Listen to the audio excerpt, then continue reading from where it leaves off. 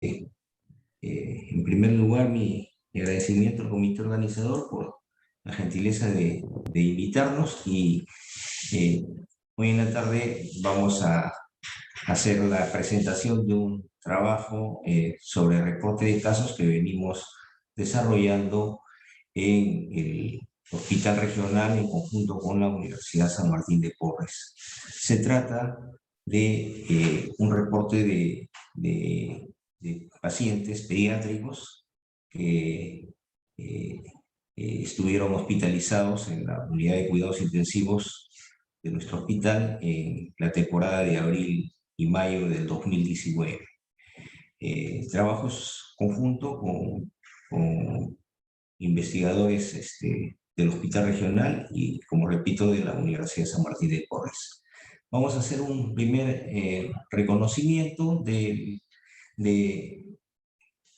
cómo es el virus respiratorio sincicial. El virus respiratorio sincicial es un mRNA virus que está emparentado con el virus parainfluenza, con el metaneurovirus, ¿no? Y tiene como característica pues que sus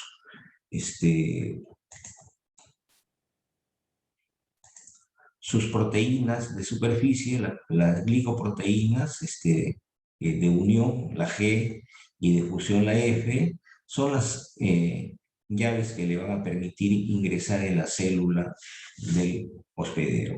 Entonces, son algo así como la proteína S del COVID, ¿no?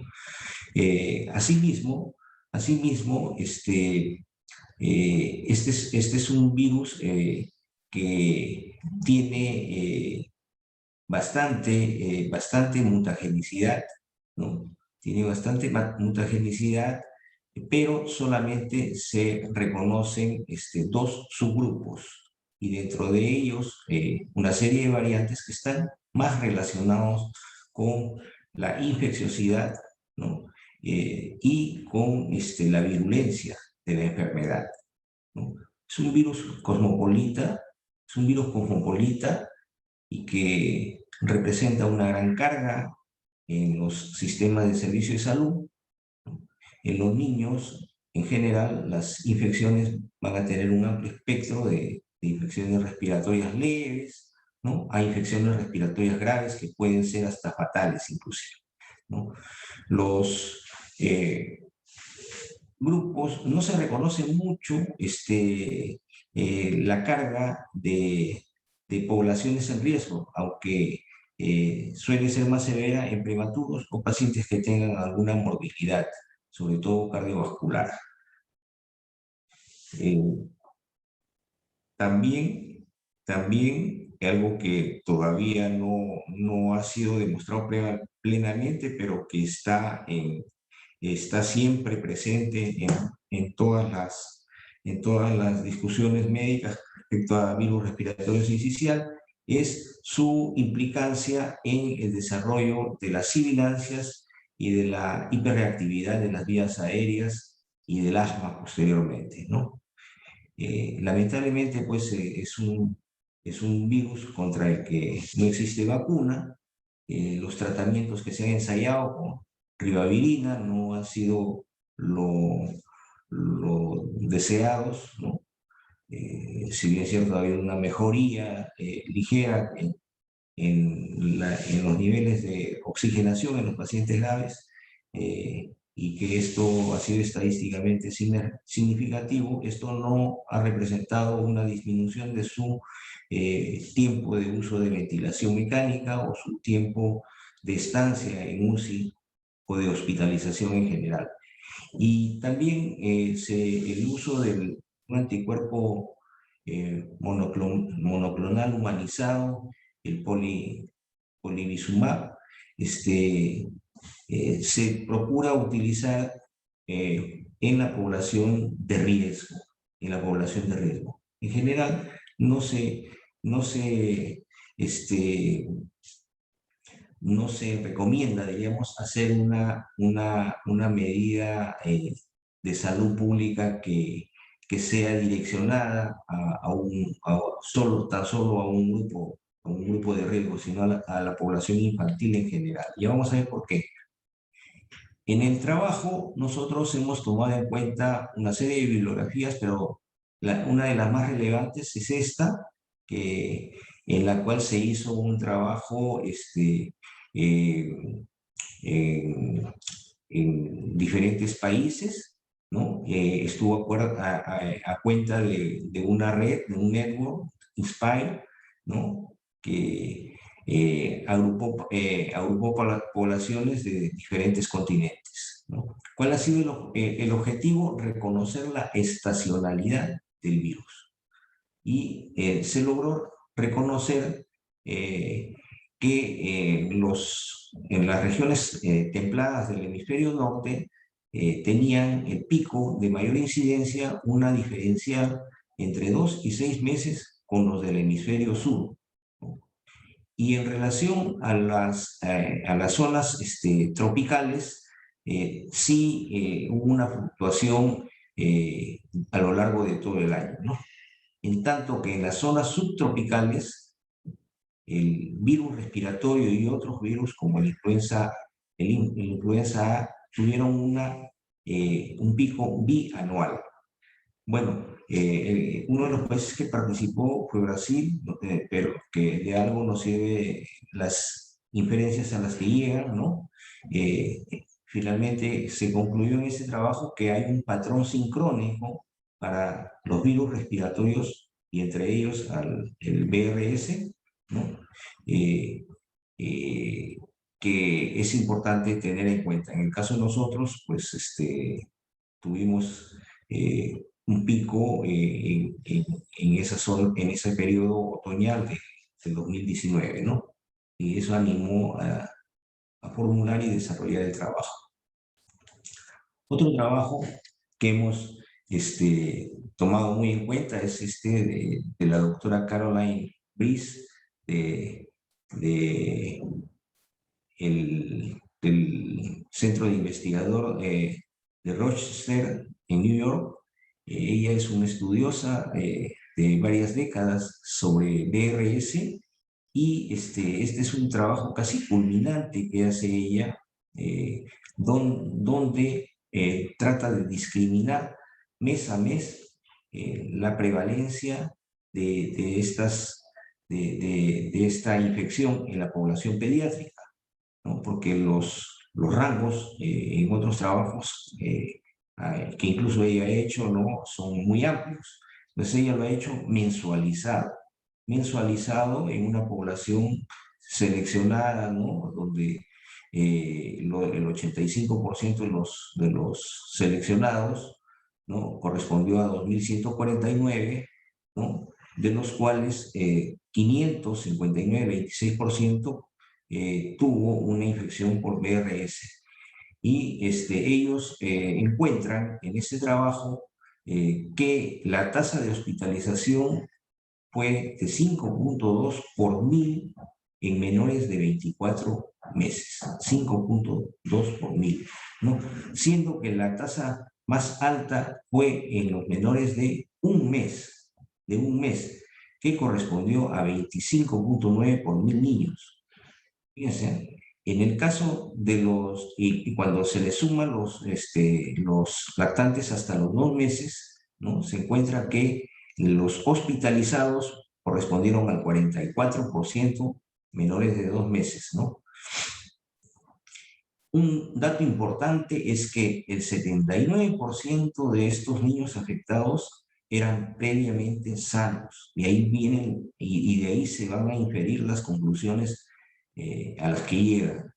Y en tanto que los prematuros extremos menores de 30 semanas solo tuvieron una prevalencia de 3%, 3%, ¿no? Aunque tuvieron una mayor tasa de infecciosidad, hasta 3 veces superior a la de los niños atérmicos, ¿no? Concluye en que las estrategias preventivas, como señalé hace algunos momentos, deben ser hechas para todos los niños y no solamente para aquellos que tienen factores de riesgo, ¿no? ¿No?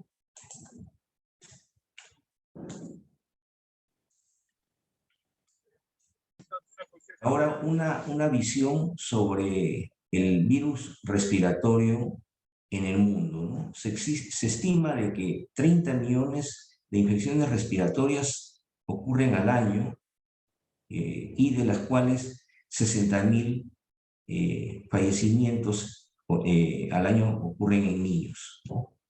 Los países en vía de desarrollo son los que tienen una causa de muerte por infecciones respiratorias bajas, altas, solo superadas por neumonía neumocócica y HI, y el hemófilos influenza tipo B, ¿no?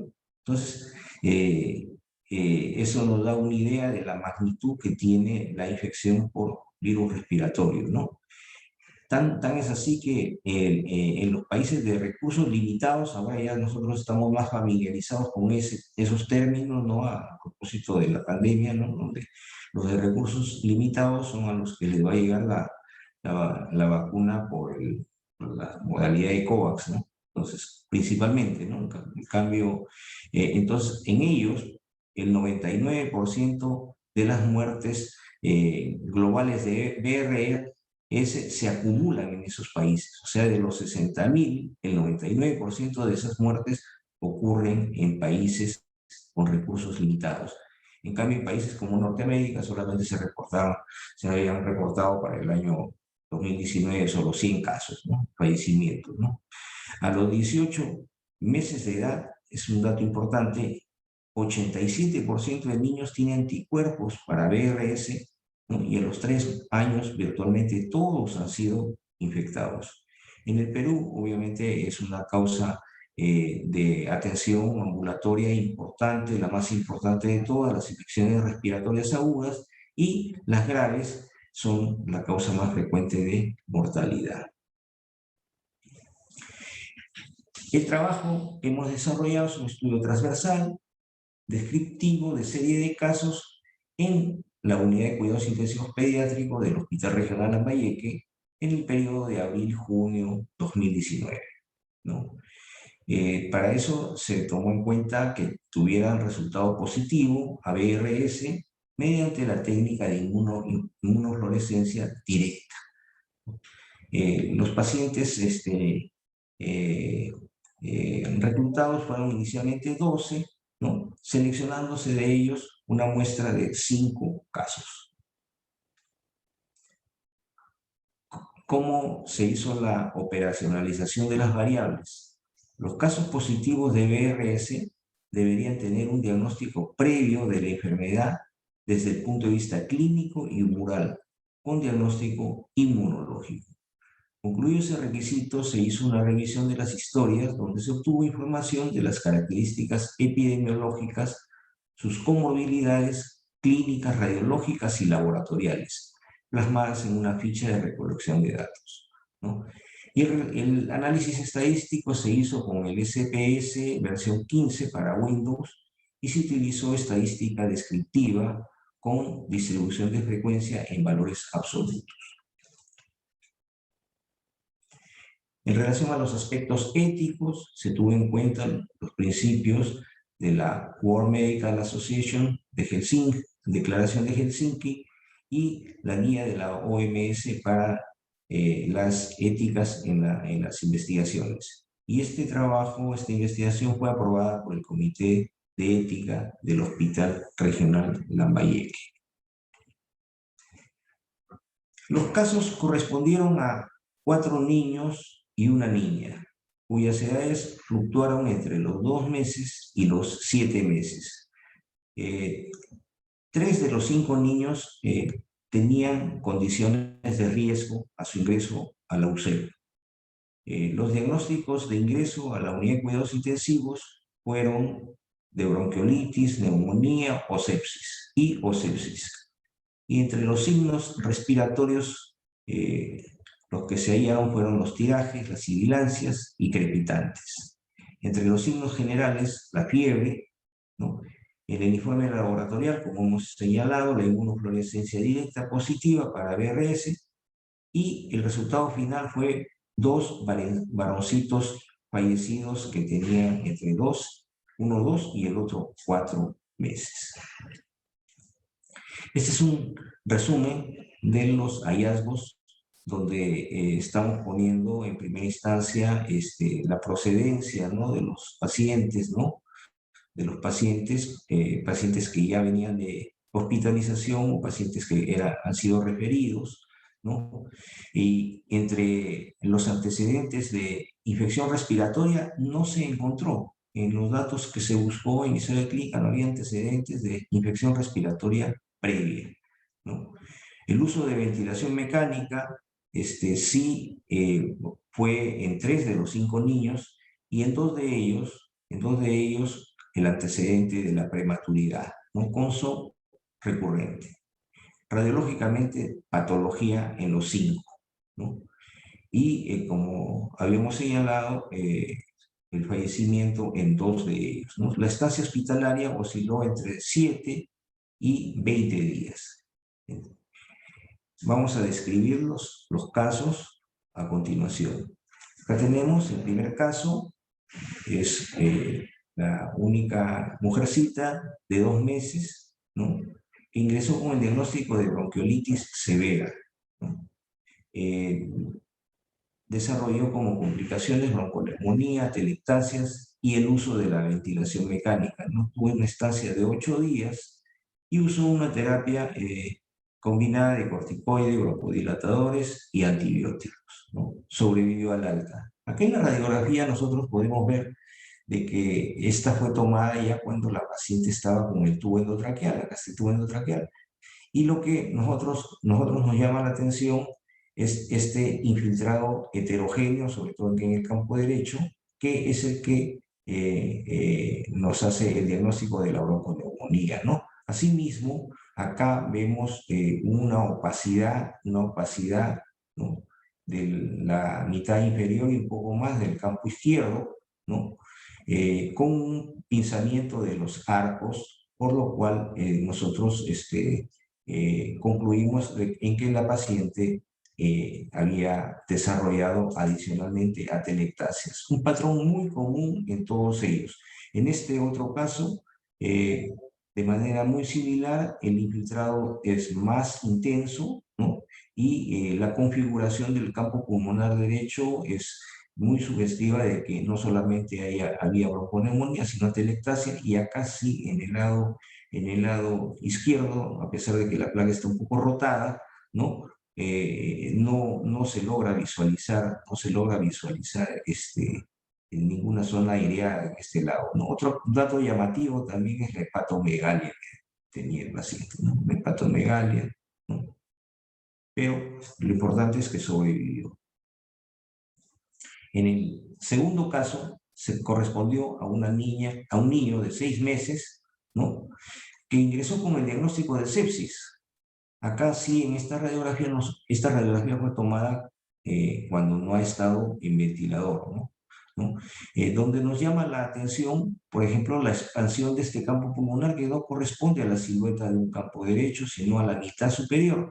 Acá hay una atelectasia del lóbulo inferior derecho, ¿no? Y el otro detalle es la horizontalización de los arcos y este espaciamiento mayor, lo cual es indicativo del gran atrapamiento de aire que tenía, concurrente pues con el diagnóstico de enfisema pulmonar, ¿no? Bronconeumonía, atelectasia y enfisema pulmonar son los daños que le provocó el virus respiratorio sincicial a este lactante. Tuvo una estancia de 12 días, el tratamiento fue similar y sobrevivió, gracias a Dios, en la unidad, ¿no? En este tercer caso, tenemos a un niño de 7 meses, ¿no?, un lactante de 7 meses, que ingresó con el diagnóstico de bronquiolitis severa, ¿no? En el diagnóstico que se hace, el diagnóstico clínico que se hace es de neumonía, y nosotros le agregamos los diagnósticos de atelectasias y atrapamiento de aire, ¿no? Vemos esta configuración, en la placa superior no es muy nítida que digamos, pero sí vemos una atelectasia laminar acá, ¿no? Y y también vemos que hay un reforzamiento de la trama broncovascular, ¿no? No vemos un infiltrado bronconeumónico, pero sí gran atrapamiento de aire. Tuvo una estancia de 20 días en la unidad, ¿no? Y también sobre su tratamiento, el tratamiento combinado con medidas de soporte, obviamente, ¿no? Y también sobrevivió al alta de la UCE, ¿no? Este, este caso, el caso número 4, sí fue un caso fatal, ¿no? En un lactantito de 2 meses, varoncito, que tuvo como diagnóstico de ingreso neumonía. Pero definitivamente aquí vemos un infiltrado heterogéneo, bilateral, ¿no? Y en la misma dimensión estamos viendo pues que hay un desplazamiento de la tráquea, ¿no? Hacia el lado izquierdo, o sea, está siendo traccionada por la magnitud de la atelectasia de este campo pulmonar, ¿no? Acá vemos que no está plenamente expandido el pulmón derecho, ¿no? Aparte de los infiltrados, ¿no? Entonces es una bronconeumonía con atelectasias. No podemos descartar en este caso que pudiera haber desarrollado la criatura un síndrome de distrés respiratorio agudo, un ARS, ¿no? Y tuvo un curso fatal, pues 7 días de estancia hospitalaria, el tratamiento el mismo, pero la criatura falleció. Del mismo modo, en este caso, el quinto caso, ¿no? Que también ingresó con el diagnóstico de neumonía, pero nosotros vemos en esta placa que el infiltrado que tiene es un infiltrado casi homogéneo, ¿no? Una opacidad tremenda en ambos campos pulmonares. Esto, eh, señoritas asistentes, esto es lo que se conoce como ARS o síndrome de inicial respiratorio agudo. Esta es la imagen radiológica del ARS que muchos se está viendo en COVID, ¿no? Los cuatro cuadrantes pulmonares están tomados, ¿no? Están tomados, ¿no? Acá de la misma manera, ¿no? Es otra placa casi panorámica, podríamos decir, ¿no? Una placa panorámica, ¿no? Pero la afectación pulmonar es total, ¿no? La afectación pulmonar es total. eh, Probablemente aquí ha habido adicionalmente atelectasias, pero no podemos concluir en eso por la intensidad, por la magnitud del daño, ¿no? Del daño. Acá también vemos unas imágenes un poquito radiolúcidas, ¿no? No tienen esta intensidad, ¿no? Pero sí radiolúcidas que nos sugiere que el paciente también desarrolló enfisema subcutáneo. Aquí también vemos una imagen laminar, ¿no? Una imagen laminar en el campo izquierdo que desarrolló enfisema subcutáneo. Esa es una concurrencia en la que el esfuerzo respiratorio del niño al toser, ¿no? Y en contraofensiva de las presiones eh, respiratorias que habitualmente son altas en estos casos, ¿no? Genera pues una lesiones adicionales, ¿no? De ese tipo, ¿no? De barotraumas, ¿no? En conclusión, nosotros decimos que en estos niños, en los 5 niños, eh, la enfermedad la desarrollaron en los meses de otoño, ¿no? 2 de ellos tenían historia con factores de riesgo de síndrome obstructivo bronquial recurrente, que eran los 2 prematuros. Por lo menos 3 de ellos utilizaron ventilación mecánica, ¿no? De los cuales 2 fallecieron. Aparentemente no hubo síntomas respiratorios iniciales, pero eso tiene que ver de repente con el acopio de la información, ¿no? Que más se hace de manera relevante por los factores que condicionaron el ingreso, ¿no? Y muchas veces no se hace énfasis en el inicio, ¿no? Todos ellos tuvieron diagnósticos de enfermedades graves a su ingreso a la UCEP, ¿no? El diagnóstico virológico fue, como decimos, como estamos repitiendo, inmunofluorescencia directa y un tratamiento similar, ¿no? 4 de los 5 pacientes tuvieron bronconeumonía con atelectasias y uno de ellos desarrolló ARS, que como señalábamos había fallecido. Y los 2 pacientes fallecidos también tuvieron el diagnóstico adicional de sepsis. El presente trabajo pretende llamar la atención sobre esta enfermedad respiratoria que puede tener un curso grave e incluso fatal, como estamos viendo, ¿no?, en lactantes menores y que se asocia con comorbilidades a lo largo de la vida, ¿no? Dada la estacionalidad, ese es otro punto importante, me parece, dada la estacionalidad de la presentación, sería importante que nosotros hagamos un trabajo prospectivo que involucre niños no graves también, para tratando de imitar los trabajos que ha hecho la doctora Briz, ¿no? La doctora Briz lo ha hecho incluso con toda la población, ha hecho un trabajo inicial con toda la población, con toda una población, ¿no? Entonces, y al final ha culminado con este trabajo hermoso, ¿no?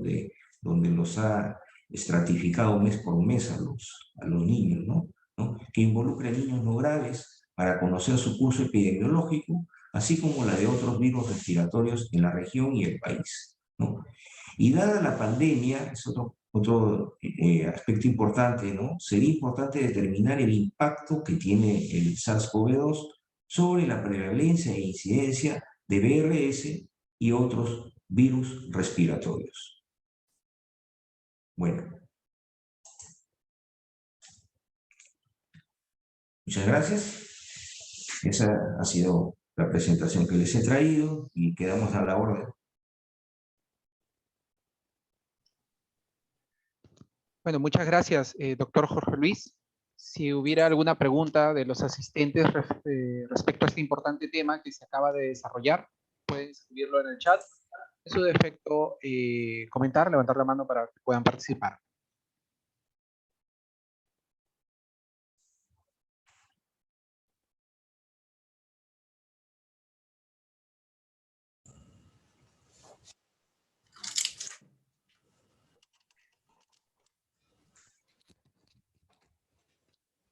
Adelante, adelante.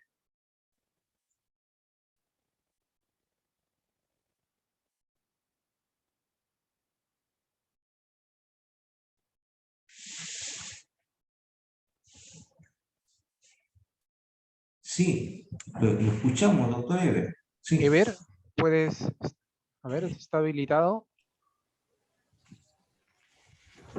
Sí, ya está Eber. Hola, ¿me escuchan? Sí, te escuchamos, Sí. te escuchamos. Gracias. Gracias, doctor Jorge. Como le decía, bueno, primero para felicitarlo por la exposición que nos ha hecho sobre estos casos de virus sincitial respiratorio y si bien se ha tratado de, digamos, casos atendidos en la unidad de cuidados intensivos pediátricos, pero tal vez sería bueno o le pediría algunas diferencias, digamos, en la etapa aguda de esta infección respiratoria respecto, por ejemplo, a los otros cuadros comunes por virus influenza o parainfluenza, que también son frecuentes y que podrían, digamos, necesitar algún diagnóstico diferencial en los primeros momentos o en la primera etapa, por decirlo así, de la enfermedad, ¿no? Bueno, como estamos señalando, el virus respiratorio sincicial es el que tiene más alta eh, presentación en los lactantes menores, ¿no? Tiene digamos, unas tasas de incidencia muy altas en el primer mes, en el segundo mes, que largamente lo diferencian de los otros virus, sin dejar de reconocer, su importancia de ellos, ¿no? En relación a los síntomas, pues van a desarrollar una sintomatología muy similar, todos ellos, ¿no? Todos ellos. Pero el virus respiratorio sincicial es secuelar, deja lo deja marcado al niño afectado, ¿no? Con soplo recurrente, lo deja con sibilancias, va a desarrollar a posterioridad se especula mucho su implicancia en el desarrollo del asma también, ¿no? En la fase inicial no va a ser, diferente de la presentación que tienen los otros casos, ¿no? Pero sí el mayor riesgo que tiene de agravamiento, ¿no? Hay un mayor riesgo de agravamiento en los niños afectados por VRS que en las otras poblaciones. Lo que sí sería importante, ¿no? Hacer ese contraste que usted está señalando, ¿no? O sea, hacer un comparativo, ¿no? En el 2019 fue un pico de BRS, de repente, por eso el sesgo de mi opinión, ¿no? Pero sería importante hacer un comparativo en un momento en que, por ejemplo, ahora, ¿no? ¿Cuál es el impacto que están teniendo en este momento los otros virus en la prevalencia, ¿no? De las infecciones respiratorias en lactantes menores, ¿no? Que es lo que ya estamos mejor direccionados, ¿no? En menores de 24 meses. Claro, entiendo. Muchísimas gracias, doctor Reynoso. Ya, Gracias, Franklin. ¿no? Gracias por la pregunta. No sé si existe otro participante que quiera realizar una pregunta. Sí, buenas tardes. ¿Me escuchan? Sí, Jorge, te escuchamos. Sí. Sí, doctor Jorge, muchas gracias por su presentación. Justo con lo último que usted había mencionado, por ahí iba mi pregunta. ¿Hay algún estudio que hable sobre las comorbilidades de este virus sincitial con otros tipos, ya sea bacteriano o viral? Porque yo me imagino que si hay una comorbilidad asociada con este virus, la mortalidad aumenta, ¿no? No, no se reconoce un peso importante en pacientes que tengan factores de riesgo, ¿no? Como estábamos señalando, solo el 3% de los pacientes infectados con VRS son niños prematuros extremos, o sea, no tiene mucho impacto y lo mismo los pacientes con cardiopatía, ¿no? De tal modo que hacer una política sanitaria orientada a la prevención de VRS, enfatizando en poblaciones vulnerables, ¿no? No tiene mayor sentido. Lo que tiene que hacerse en relación a VRS es un trabajo de prevención global en toda la niñez, ¿no? Y obviamente eso tiene que involucrar a la prevención en a todos los otros virus respiratorios, ¿no? Ese primer trabajo que les presenté era un trabajo para determinar la estacionalidad de diferentes virus, el influenza A, el B, el parainfluenza, ¿no? Y también el respiratorio sincicial, para reconocer diferenciando estacionalidades, ¿no? Pero tienen una estacionalidad muy similar entre ellos, ¿no? Hay una pequeña diferencia nomás en las zonas subtropicales en el BRS que no es concordante con la de los demás, ¿no?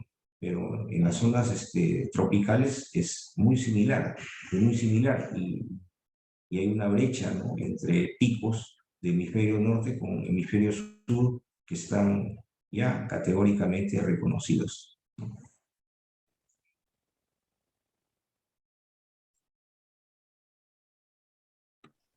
Claro, doctor, sí le entiendo. La pregunta iba si, por ejemplo, en estos 5 casos que ustedes han detectado, solamente eran positivos para el VRS Ah, sí, o sí, sí, también habían sí. sido positivos para otro tipo de virus. No, solo son pacientes BRS. Los 5 niños seleccionados han sido solo BRS. Sí, sí. ¿Y qué otros virus en su momento se buscaron en estos pacientes? Se buscaron los otros virus respiratorios también, ¿no? Influenza, AB y parainfluenza. Pero solo se encontró BRS en estos niños.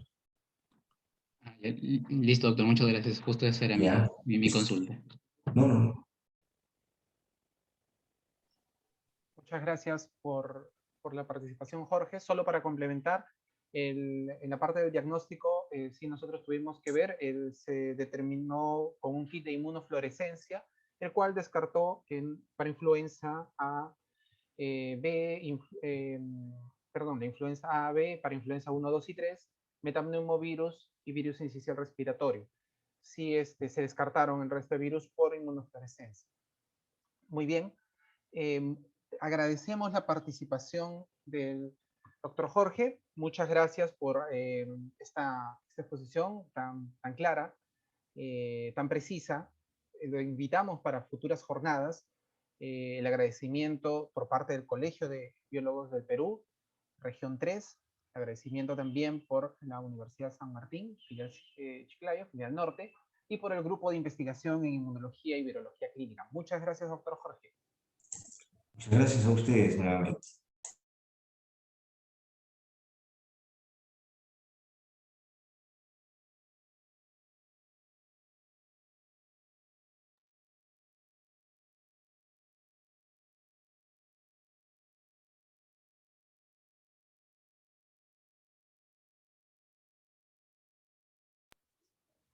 Muy bien, como última presentación, como última ponencia de esta tarde, tenemos al microbiólogo Arturo Vega Fernández.